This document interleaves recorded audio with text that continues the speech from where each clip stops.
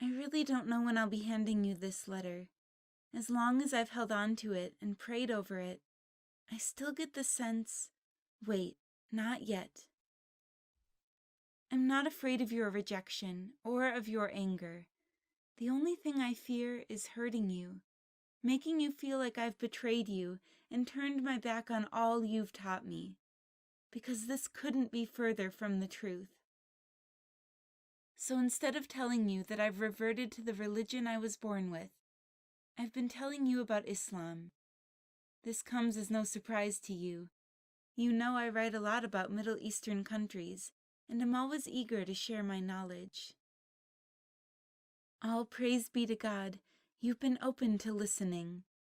Bit by bit, I've watched the clouds of delusion slowly passing from your eyes, all the harm done by propaganda slowly dissolving away as you see how closely Islam is connected to Christianity and how good and righteous real Muslims are. I've heard you talking to others about the beauty of true Islam and the good example that's set by the pious ones. Islam is becoming beautiful to you, no doubt because you've always been a seeker of truth.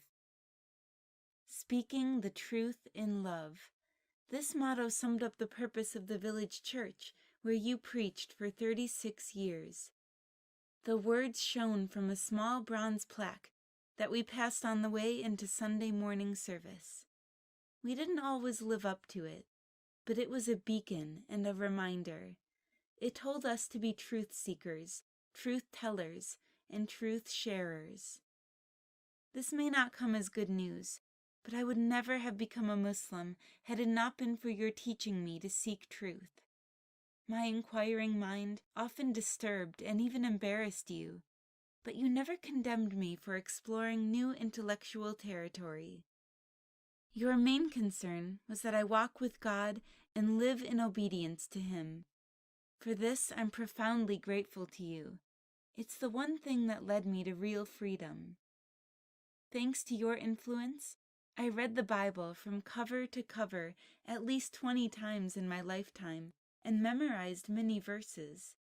I still love these scriptures and read them often. I'm not now among those misinformed Muslims who reject the Bible and set it up in opposition to the Quran. I know better. Obviously, there are differences of opinion about how these scriptures were translated and what they teach, but these conflicts of interpretation come from readers, not from the master who sent them. The central nugget of truth that I discovered, the hub of the biblical wheel, was this: God is love, and those who live in love live in God. This same teaching shines more gold than gold in the pages of the Quran, in the faces of the worldwide community of Islam. My conversion didn't come about because I thought that Islam as a religious practice was superior to Christianity, or because I thought Muslims were somehow more pure than Christians. From where I'm standing, those who play the "my religion is better than your religion" card have missed the point of their own religion. It began like this. A Muslim friend, after listening to me explain my relationship with God, insisted that I was already a Muslim. I got curious and began to study. As I learned about Muslim theology, I realized that this was what I'd always believed.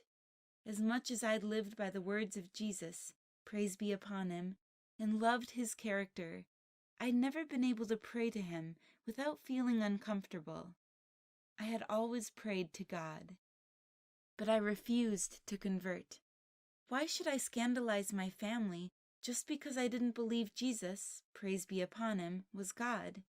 There are many Christian denominations that don't believe this.